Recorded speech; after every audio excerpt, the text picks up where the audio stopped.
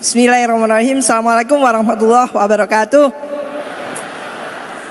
Selamat datang Mas Anies dan Gus Imin. Apa kabar? Ya, saya senang dan sangat menikmati tadi itu presentasi dari Capres nomor 1. Luar biasa. Saya mencatat beberapa hal terkait dengan isu demokrasi, ya, pemerintahan, dan juga tadi tentang pemerataan pertumbuhan dan juga solusi mengenai sektor dan kawasan. Pertama, kita mau pemilu Februari 2024. Mas Anies dan Gus Imin, pemilu ini untuk apa? Untuk siapa? Pertanyaan saya itu. Karena ini terkait langsung dengan demokrasi. Dan ternyata implikasi dampaknya itu sungguh sangat luar biasa terhadap pemerintahan kita. Tidak hanya di nasional, tapi juga di daerah. Ini pemilu serentak yang tidak mudah. Maka implikasinya sudah bisa dibayangkan. Terkait dengan itu saya ingin turun sampai bagaimana dampaknya terhadap desentralisasi dan otonomi daerah. Ini penting sekali menurut saya karena ternyata beberapa peraturan terkait desentralisasi otonomi daerah seperti Undang-Undang Minerba tahun 2020 dan juga Undang-Undang tentang Ciptaker, ya, Omnibus Law Ciptaker desentralisasi itu bukan mendorong, malah menarik urusan-urusan yang menjadi kewenangan tadinya daerah kepada pusat.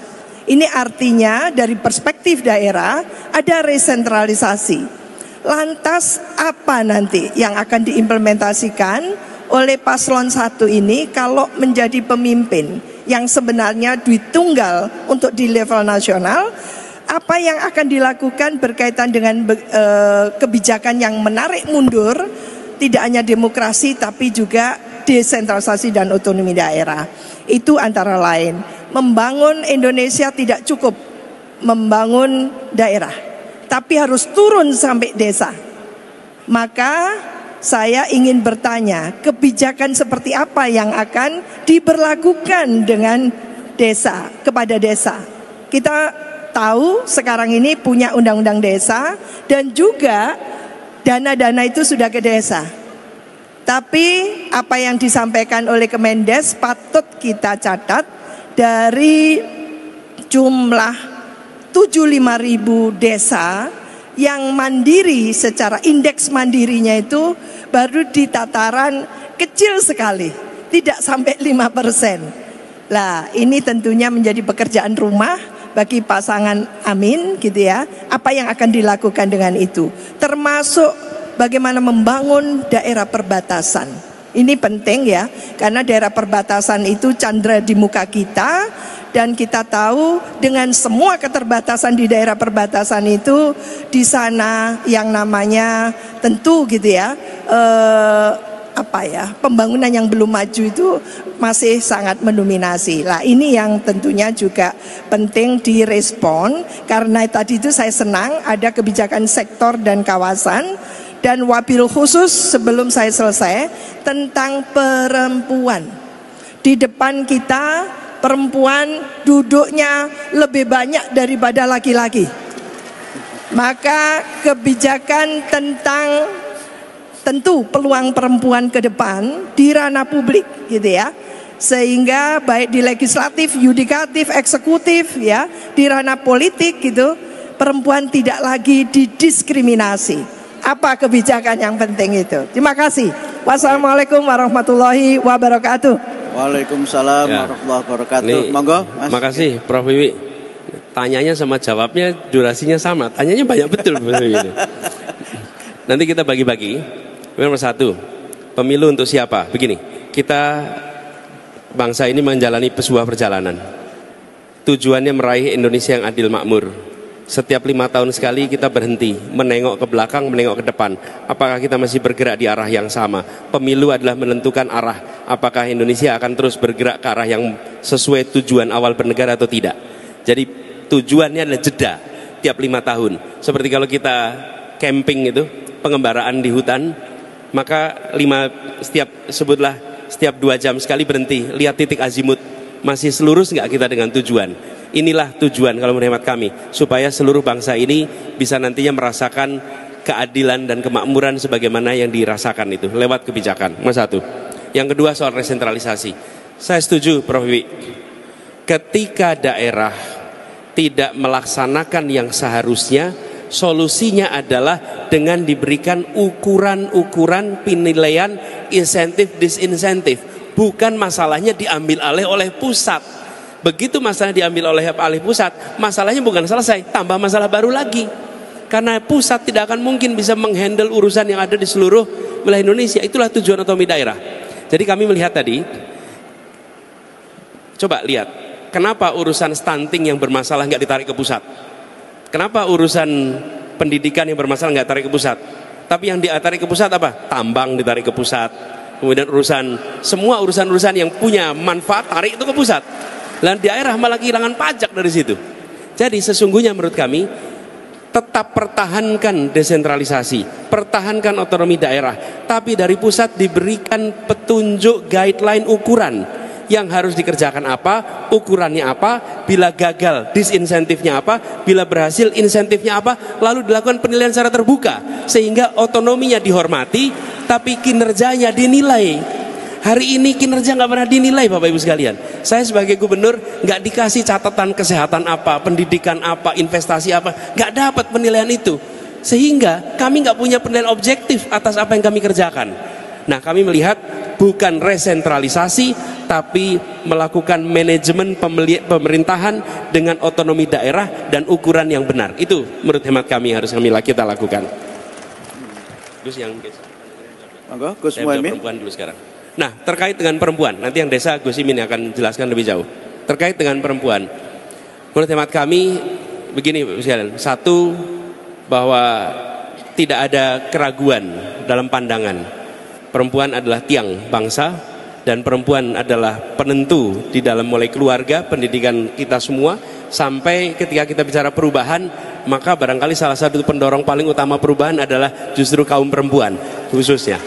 Nah, dan job description ibu rumah tangga itu lebih rumit daripada job description CEO manapun. Pasti jauh lebih rumit itu. Nah, kami melihat perlu ada meneruskan kebijakan kesetaraan. Tapi ini bukan dengan visi, tapi silahkan lihat rekam jejaknya. Lihat rekam jejak ketika Gus Imin mimpin di PKB. Apakah memberikan kesempatan pada perempuan? Coba lihat, di PKB banyak sekali perempuan. Ini ada beberapa contoh anggota dewan juga perempuan. Satu. Yang kedua, saya pernah mengalami, Prof. Wiwi, ketika kami mimpin kampus, 4 dari 5 direktur adalah perempuan. Dan ketika mimpin ngadepin COVID kemarin di Jakarta, bisa dibilang semua yang memimpin urusan COVID itu justru pemimpin perempuan. Dari dinas kesehatan, asistennya, semua adalah perempuan. Kami artinya apa? Mau melihat apa yang dikerjakan besok terkait dengan posisi bagi perempuan, lihatlah apa yang sudah dikerjakan di masa lalu tentang posisi bagi perempuan. Karena itu menjadi prediktor untuk itu. Soal desa, mohon Mas Gus Imin untuk izin Pak Moderator. Ada yang tertinggal berkaitan dengan yang dijelaskan Mas Anies tentang IKN. Karena otonomi daerah itu terkait. Kalau otonomi daerah tidak prospektif, apakah IKN itu prospektif untuk Indonesia? Jawab desa dulu ya, baru IKN, Bu. Silakan, monggo, Gus Imin. Terima kasih, Prof. Dulu awal reformasi, kita merubah seluruh strategi pembangunan yang sentralistik, kemudian memunculkan otonomi daerah menjadi salah satu cara baru di dalam pembangunan. Nah, bahkan kita membentuk Kementerian Otonomi Daerah.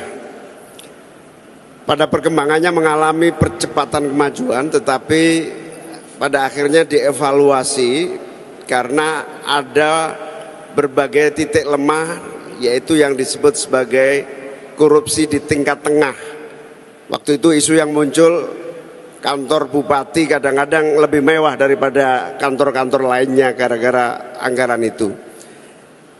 Kemudian kita punya evaluasi lanjutan salah satu yang paling fundamental atau fenomenal gitulah adalah Undang-Undang Pembangunan Desa.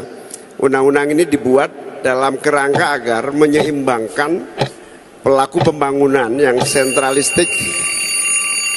Gak apa-apa, tambah dikit ya? Tambah dikit boleh ya? Ya, soal IKN tadi. Ini karena ada timernya itu ngomong jadi sangat cepet-cepetan ini. Nggak apa-apa, sekaligus latihan nanti ngadepi di KPU nanti kira-kira gitu.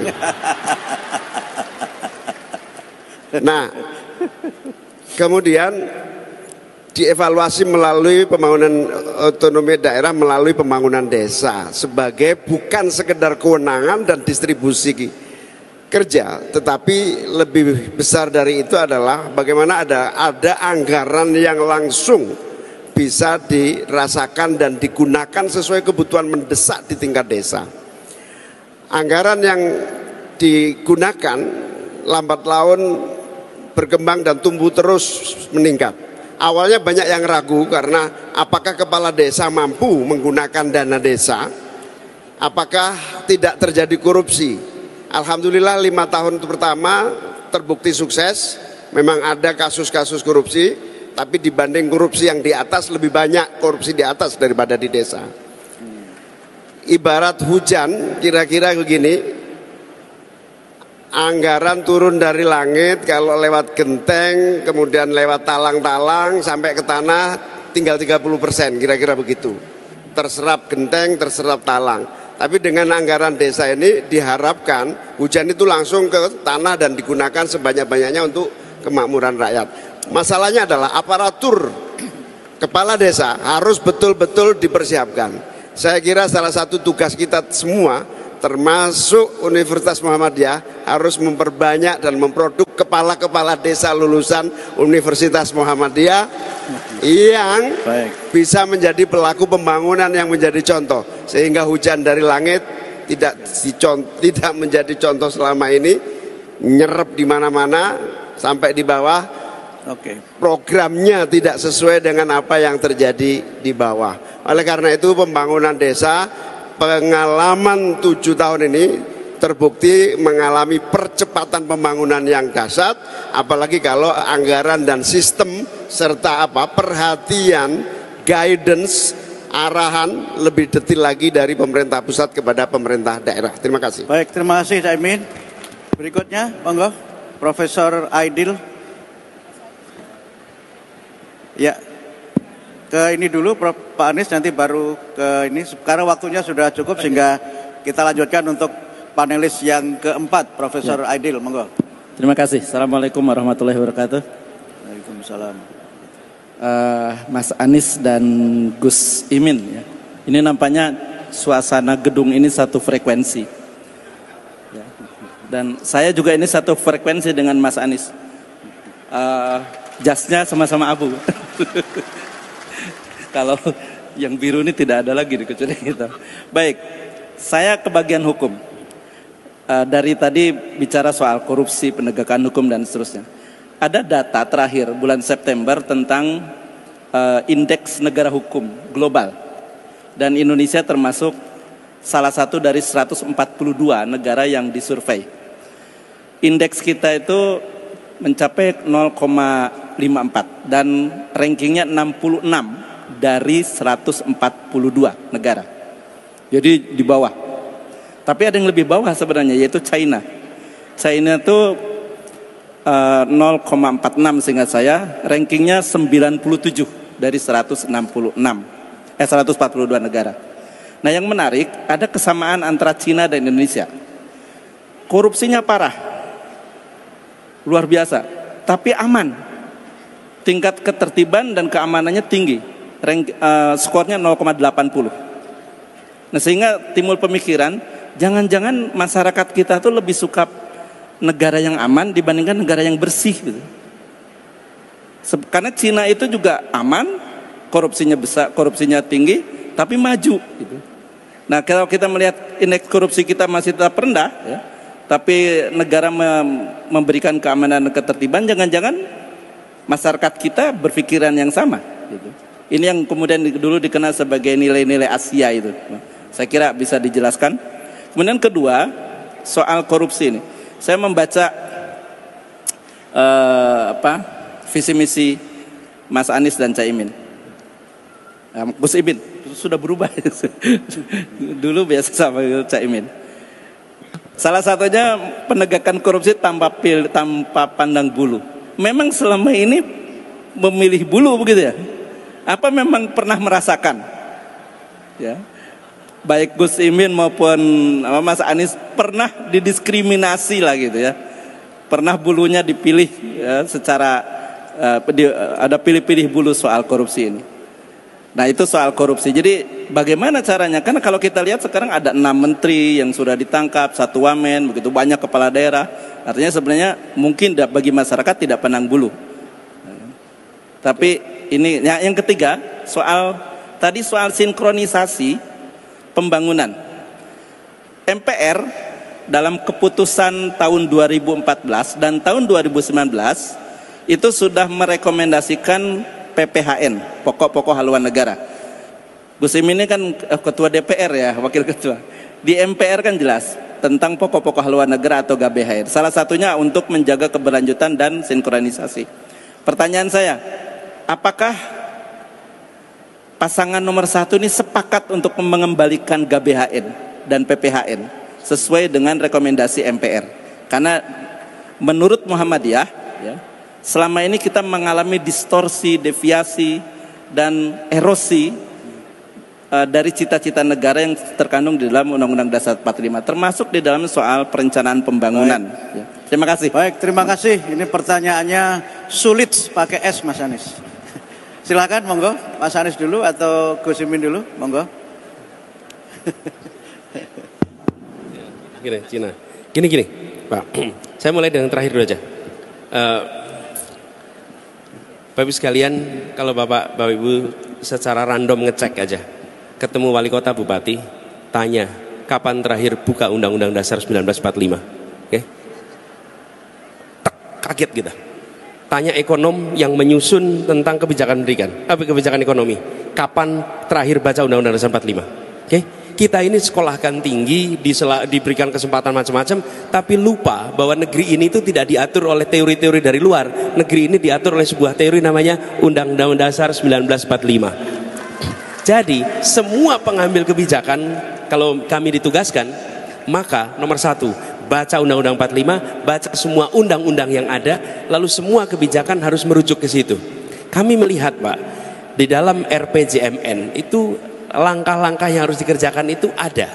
Problemnya di dalam proses pemerintahan tidak diturunkan menjadi program, kegiatan, ukuran, okay? Sehingga statement politik tidak menjadi program, tidak menjadi kegiatan, tidak jadi ukuran. Akhirnya ketika bicara misalnya tentang memajukan perekonomian dari pinggiran, okay? Statementnya ada, tapi programnya tidak ada, kegiatannya tidak ada, ukurannya tidak ada, lalu tidak tercapai. Padahal di RPJMN-nya ada. Lalu kita menyalahkan RPJMN-nya. Padahal menurut kami problemnya bukan di RPJMN, problemnya adalah di dalam tata kelola pemerintahan. Kalaupun ini diganti ujungnya menjadi GBHN, selama proses di bawahnya tidak terjadi, maka itu akan lewat juga. Jadi kenapa di era Orde Baru itu relatif jalan?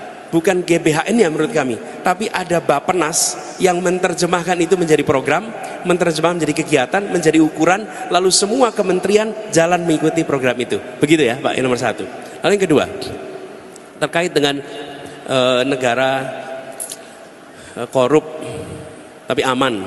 Lalu sepeda. Begini, dalam jangka pendek mungkin itu memberikan kenyamanan. Ketika ada dibiarkan korupsi tapi aman, tenang. Tapi dalam jangka panjang itu akan menciptakan ketimpangan yang bisa meletup menjadi masalah sosial. Kenapa? Karena begitu ada korupsi, otomatis itu artinya kebijakan-kebijakan yang seharusnya dirasakan oleh orang banyak, dana yang seharusnya bisa dirasakan oleh semua, berhenti di kelompok-kelompok tertentu saja. Dalam jangka panjang ini eksplosif. Dalam jangka pendek mungkin belum, tapi jangka panjang ini eksplosif. Dan yang ketiga, pengalaman kami ketika kita melihat korupsi itu dibiarkan, efeknya langsung di rakyat. Saya beri contoh. Daerah yang di pedalaman, nggak usah pedalaman lah, daerah yang dari kota mungkin jaraknya 20-30 km, jalannya dikorup, maka rusak jalan itu dengan mudah. Ada contohnya banyak, Pak. Apa kemudian konsekuensinya? Peternak-peternak yang memproduksi telur misalnya, itu ketika perjalanan 20-30% telurnya itu rusak di jalan, Pak. Orang tidak nyambungkan mahalnya harga telur dengan korupsi. Padahal kenapa harga telurnya di pasar mahal? Karena dia hanya bisa melakukan 70%, 30%-nya rusak di jalan. Kenapa rusak di jalan? Karena jalannya sesungguhnya dalam pasaran kita. Nah, kami melihat bagaimanapun juga korupsi ini tetap harus diberantas. Nol belum tentu bisa, tapi ikhtiar memberantas itu harus terus dilakukan. Inilah pentingnya mengapa nilai itu harus dipegang. Orang kalau punya nilai, belum tentu dia menjalankan nilai itu setiap waktu.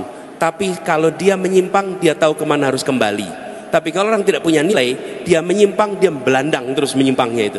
Karena dia tidak tahu kemana harus kembali, karena tidak punya pegangan nilai. Disitulah mengapa kepemimpinan nasional harus memiliki ideologi. Kepemimpinan nasional harus punya nilai. Sehingga ketika dia melakukan kebijakan-kebijakan yang mungkin tidak sejalan dengan ideologi yang dipegang, tidak jalan nilai, dia tahu kapan harus kembali. Termasuk soal pemerintahan yang bersih itu.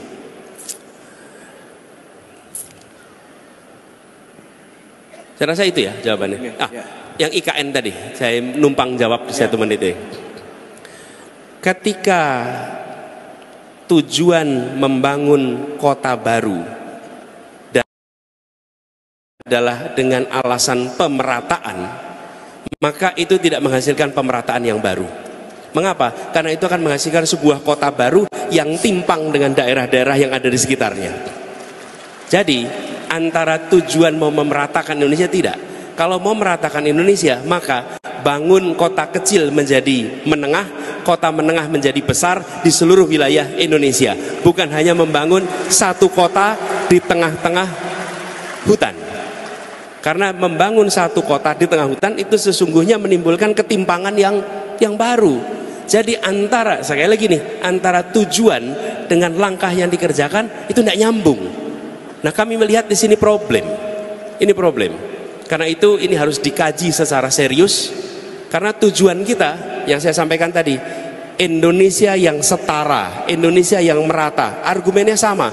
Tapi menurut kami langkahnya bukan dengan membangun satu kota, tapi justru dengan membesarkan semua kota yang ada di seluruh Indonesia. Makasih. Baik, terima kasih Mas Anies. Alhamdulillah tepat waktu. Silahkan Profesor Zuli Qodir. Baik, selamat pagi Pak Anies dan Gus Abdul Muhaimin. Biasanya saya lihat di pinggir jalan Caimin, tapi sekarang Cawapres jadi Gus. Saya kebetulan kebagian sosial, budaya, dan kesejahteraan. Yang hadir di sini sebagian besar adalah guru yang rata-rata agak kurang sejahtera. Plus dosen yang juga agak kurang sejahtera. Mereka tetap mau jadi guru, tetap mau menjadi dosen, sekalipun terutama yang guru swasta dibayar 3 bulan sekali. Dan itu guru Muhammadiyah plus guru Nahdlatul Ulama. Sekarang adalah bagaimana, tadi walaupun Pak Anies mengatakan nggak penting itu fiskal, duit, nggak penting loh buat mereka itu. Karena kalau ke mall nggak bisa bayar pakai Bismillahirrahmanirrahim, harus pakai duit. Satu, bagaimana menyelesaikan guru-guru yang jumlahnya begitu banyak tapi bayarannya 3 bulan sekali. Plus dosen yang gajinya agak kurang dari sejahtera, kecuali yang profesor senior. Itu satu. Itu yang pertama. Yang kedua adalah saya mewakili budaya. Dulu ada Lekra dan Mani Kebu. Sekarang para aktivis budaya, pelaku kebudayaan itu nyaris tidak terdengar. Gimana ini? Akan dimunculkan misalnya kalau dulu kan jelas ini yang budayawan kiri, budayawan kanan, budayawan tengah, budayawan yang macam-macam. Sekarang ini dianggap tidak jelas. Bagaimana ini supaya para pelaku budaya, para aktivis kebudayaan, para yang menggerakkan budaya di tingkat lokal, ada budaya NU, ini Gus Imin, ada budaya hadroh. Budaya hadroh oleh sebagian ini agak kurang internasional. Oh, padahal internasional sekali kan budaya hadroh. Lalu budaya yang lain-lain. Gimana ini biar supaya memiliki daya saing internasional? Tapi juga sebagian akan mengatakan, ya budaya bolehlah, tapi tidak bertentangan dengan agama. Misalnya begitu. Padahal kalau saya, ya budayalah, agama agak sedikit lah, agama agak dipinggirkan sedikit, misalnya begitu ya. Kalau saya misalnya begitu. Tapi ini karena pasangan dari Muhammadiyah dan dari NU, saya kira agak berbahaya kalau meninggalkan unsur keagamaan gitu. Kalau saya kan Muhammadiyah, tapi sekarang udah mulai tengahan lah ya. Saya udah mulai tengahan, Muhammadiyah tengahan. Dia diajak oleh Pak Sekum soalnya, sama Pak Ketum. Gimana ini memposisikan budaya yang pinggiran bisa menjadi punya daya saing internasional, tapi kemudian tidak mendistorsi hal-hal yang sifatnya keagamaan. Terakhir adalah soal rumah sakit. Ini saya atau omnibus law kesehatan. Alhamdulillah banyak rumah sakit Muhammadiyah. Rumah sakit NU belum terlalu banyak, saya tahu. Tapi pesantren luar biasa banyak. Ya anggap aja misalnya pondok ini adalah rumah sakit lah, kira-kira begitu. Gimana ini agar omnibus law yang menghantam habis, ya? Muhammadiyah mau bikin rumah sakit internasional kelas, sampai hari ini tidak mendapatkan perizinan atau belum. NU mau membuat pesantren internasional, ya internasional, tapi judulnya, pelaksanaannya belum. Ini bagaimana ini? Gitu. Memungkinkan enggak omnibus law ini ditinjau ulang sehingga rumah sakit Muhammadiyah, rumah sakit NU, rumah sakit yang agak kecil-kecil itu mendapatkan posisi yang bagus. Karena kalau tidak, nanti kami tidak jadi mendukung saudara berdua. Nah, kira-kira begitu. Terima kasih. Assalamualaikum warahmatullahi wabarakatuh. Ini profesor yang agak provokator, jadi agak ada ngancamnya sedikit tadi di bagian akhir. Monggo Mas Anies, Caimin.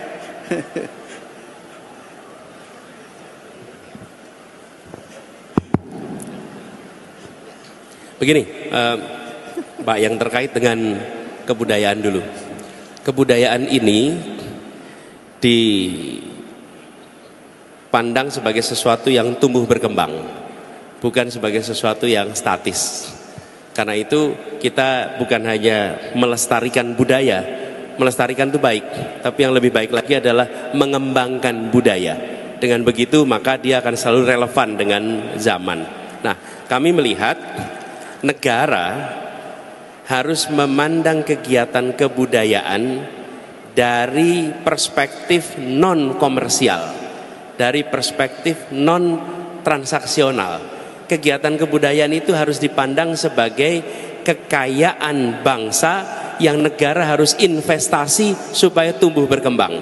Semua pengeluaran menurut hemat kami di bidang kesehatan, di bidang pendidikan, di bidang keagamaan, di bidang kebudayaan tidak boleh dicatat sebagai biaya.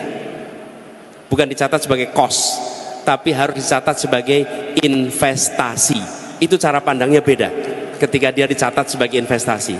Ketika dia dicatat sebagai investasi, karena itu kita memperhitungkan apa yang akan dihasilkan dari ini. Tapi kalau dia dicatat sebagai cost, maka kita akan selalu berusaha mengurangi. Dan apa yang terjadi? Kita mengurangi dana untuk kebudayaan. Para seniman mengalami kesulitan sekali untuk berekspresi atas karya-karya seninya. Kenapa? Karena negara tidak hadir di situ, karena negara mengandang itu sebagai biaya, dan biaya itu kalau bisa dihemat sebanyak mungkin. Tapi kalau investasi, bagaimana kita bisa menghasilkan dampak yang besar? Contohnya Korea Selatan, K-pop yang sekarang ini populer, itu hasil investasi pemerintah di awal 90-an. Awal 90-an negara memberikan fasilitas yang luar biasa sehingga seniman-seniman Korea itu berkarya dari mulai fasilitas tempat, biaya dan lain-lain. Tapi Dampaknya baru dirasakan kapan? 2 dekade kemudian, ketika mereka menghasilkan karya-karya hebat dengan budaya Korea. Kami melihat Indonesia sangat mampu melakukan itu, tinggal negara harus mengalokasikan dana yang cukup.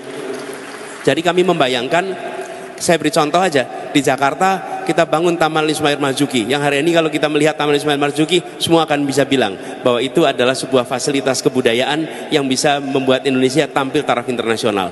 Tapi yang tidak kalah penting, sanggar-sanggar dibiayai oleh pemerintah. Jadi kami membayangkan Pak, ke depan negara memberikan investasi yang lebih besar untuk bidang kebudayaan, supaya para seniman, budayawan memiliki kelonggaran untuk berkarya karena dananya dibantu disiapkan oleh negara. Yang kedua, jangan ada pembatasan. Biarkan ruang ekspresi itu dikerjakan oleh seniman budayawan. Negara membantu, tapi jangan negara yang terlibat kegiatan kebudayaan. Negara cukup menjadi fasilitator dan kita kolaborasi. Itu Pak yang terkait dengan kebudayaan. Dan yang kami memandang penting, Indonesia harus punya perspektif lain tentang dunia. Seniman Indonesia, budayawan Indonesia harus bisa menjadi tuan rumah di negeri sendiri dan tamu mempesona di negeri orang. Jadi kita harus dorong untuk keluar negeri, dorong untuk tampil keluar. Karena dengan didorong tampil keluar, dia akan memiliki standar baru dalam berkarya.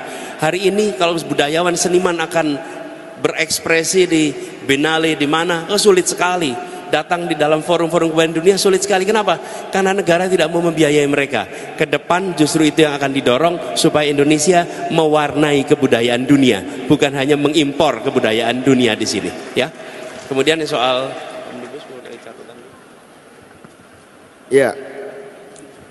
Pembukaan Undang-Undang Dasar 45 atau seluruh isi dari konstitusi kita memposisikan negara hadir dan menjadi solusi. Negeri ini bukan negeri tarung bebas. Negeri ini adalah negara harus memberi kesempatan yang kecil untuk tumbuh besar, yang besar tetap besar. Kalau semua dibiarkan tarung bebas, maka yang terjadi, yang besar akan semakin besar, yang kecil tidak akan pernah bisa tumbuh menjadi besar. Dengan hadirnya negara, maka afirmasi, pertanyaan tadi, bagaimana dengan posisi-posisi titik-titik gerakan-gerakan pendidikan, gerakan-gerakan sosial, gerakan-gerakan pemberdayaan yang memiliki seluruh keterbatasannya, maka disitulah makna dari konstitusi kita adalah negara hadir, memberi afirmasi dan memberikan bantuan untuk tumbuh sehingga yang kecil bisa besar, yang besar juga tetap besar, sehingga tidak tarung bebas seenaknya. Seperti jawaban yang terakhir tadi, apakah perlu GBHN? Ya perlu tentu saja, tetapi bukan soal GBHN-nya, tetapi soal konsistensi, istiqomahnya negara dan pemerintah dalam menghadirkan sebuah keadilan, kesamarataan, kesempatan yang sama. Omnibus law segala macam itu kan belum tentu memberi kesamaan, tetapi memberikan keadaan tarung bebas, siapa yang kalah dan menang negara nggak urus, yang penting negara memberi ruang yang sama. Nah disitulah bedanya negara kesatuan kita yang memberikan ruang yang besar kepada yang belum mampu untuk tumbuh, yang sudah mampu untuk tetap tumbuh dan terpelihara dengan baik. Negara tidak membiarkan korupsi seperti sekarang ini. Korupsi merajalela dibiarkan, kemudian negara tidak memiliki sistem yang mengatasi dengan tepat dalam semua keadaan yang terjadi. Terima kasih.